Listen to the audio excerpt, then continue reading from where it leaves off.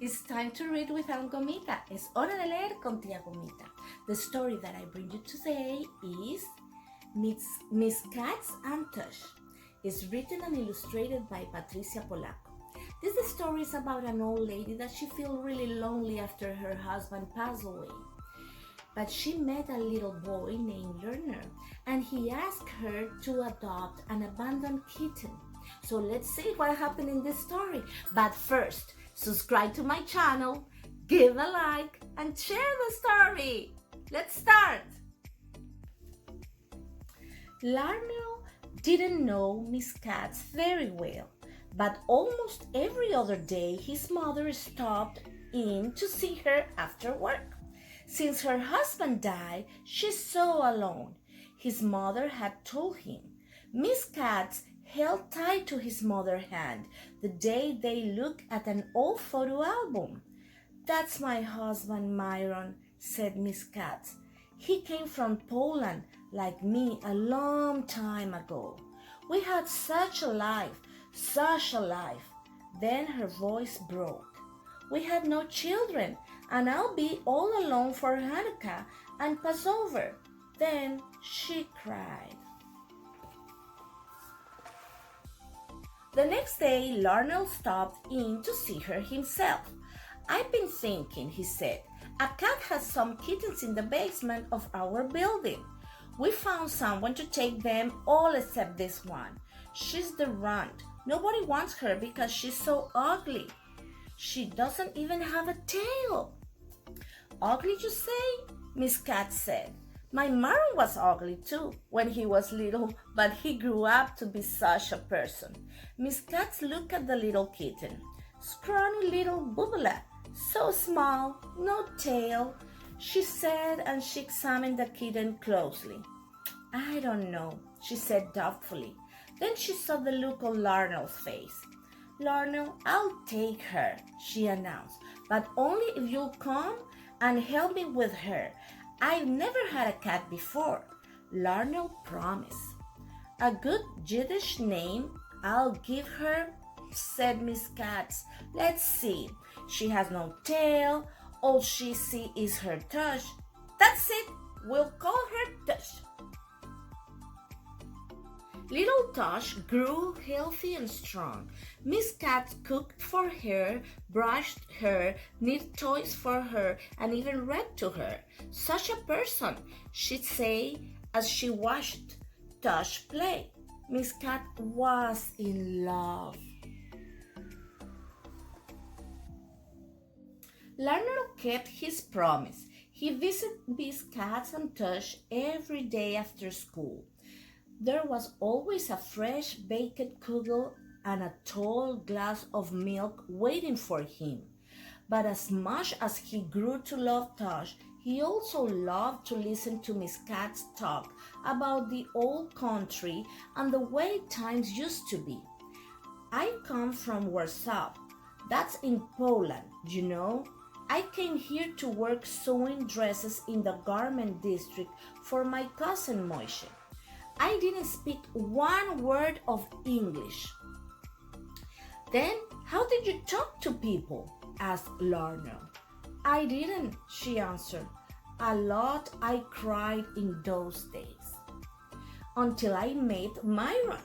He asked me to marry him after he tasted my kugel."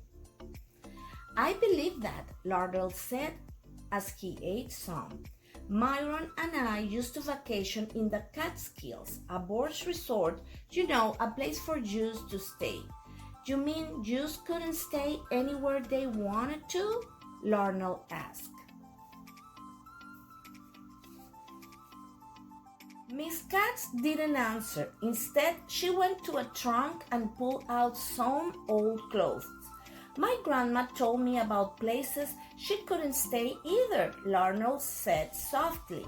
"Leer, your people and mine are alike, you know. Trouble we've seen, happiness too, great strengths we have. You and I are alike, so much alike. Now, where was I? Oh yes, the Catskill. We used to dress every Sunday and have a costume ball," said Miss Katz. Then she put a record on the record player. It was old and scratched. "You hear that, Larnell?" she said. "That is what we used to dance to. It's a dance from homeland. Here, I'll show you." They whirled around the room and laughed and giggled.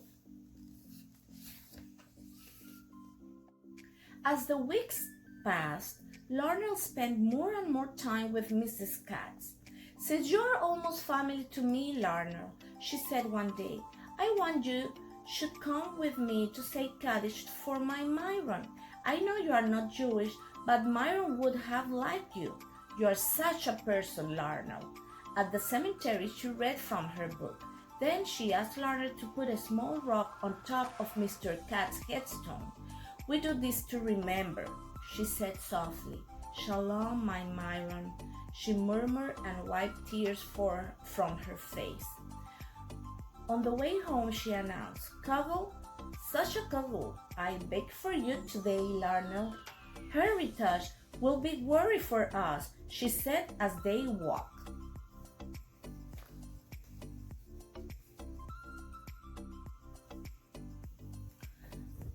When they got home, they called and called for Tush, but she didn't come. They looked everywhere for her. Suddenly, Miss Cat gasped. The window to the fire escape was open. "Oh no," she cried. "I forgot to shut the window before I left. Poor Bubula, she has never been outside." "We'll find her," Larnell tried to reassure her. "She has been acting strange lately," Miss Cat said through her tears. "She has been trying to get out, but I was afraid that she would get hit by a car."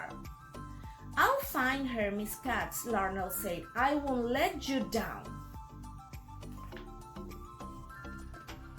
It was getting dark. First, Miss Cat and Larnell looked around their building. Then they went everywhere in the neighborhood. They left notes on doors, telephone poles, and fences. They asked everyone who lived nearby, but no one had seen little Tush. That night it stormed. There was rain, awful, awful rain. Miss Katz hardly slept as she thought about her little Cattily. "She's such a person, she whispered. Larnell worried most of the night too. "What will Miss Katz do?" he thought. "Please, God, bring the little cat back to her," he said softly into his pillow.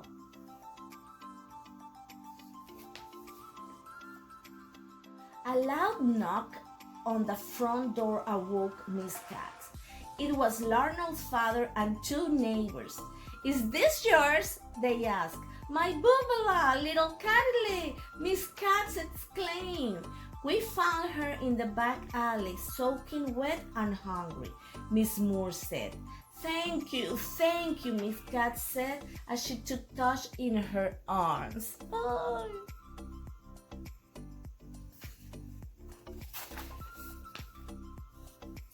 After a while, Tush no longer had the least desire to go outside again.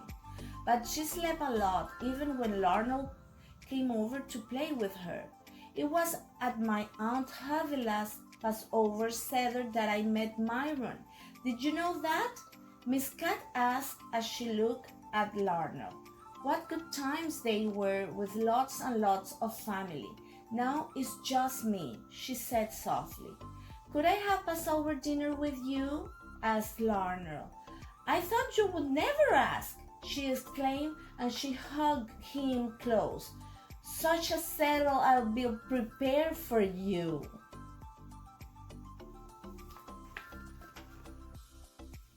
Passover is a time for good food, Miss Katz shouted as they edged their way through the crowd in the deli. Like your people, my people were slaves too. They lived in a country where they didn't want to be. They wanted freedom so much that they prayed to God to help them. So he sent an angel that brought death and sadness to the houses of our captors. But the angel did not visit the house of my people. How did the angel know where the Jews lived? Larnell asked. They marked the doors. Then the angel passed over. Passed over, Larnell. That's why we call this time of celebration, Passover. So, Larnell, we have a big feast to celebrate, but we also remember those who had to suffer so we could be free. Miss Katz said, part of the dinner is sad and part of it is happy.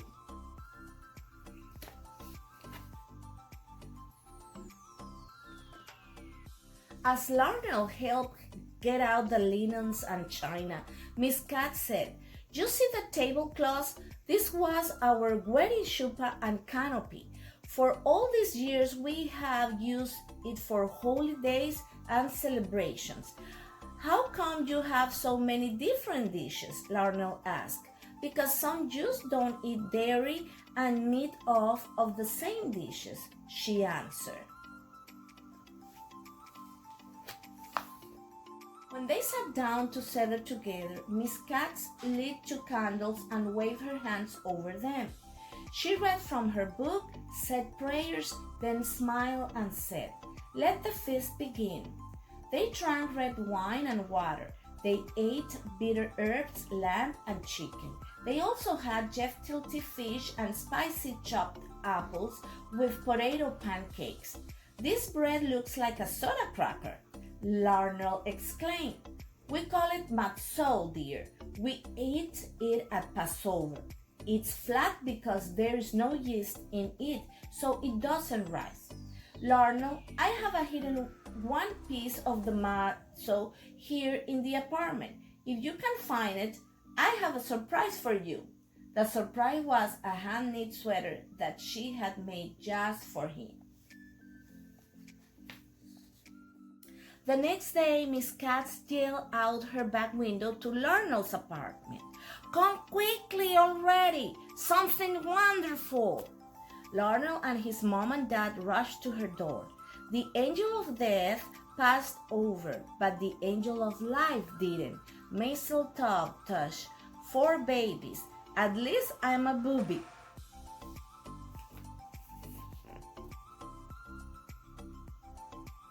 As the year passed, Miss Katz, Tush, and her descendants became part of Larnell's family. There were graduations, weddings, new babies, and finally a Kaddish. Larnell stood in front of her headstone. He read from her book. He placed a small rock on top of her headstone. Then he, his wife, and their children read the inscription together. Mrs. Katz, our booby, such a person. Aww. And colorín colorado, this story is over. I hope you like it. Bye.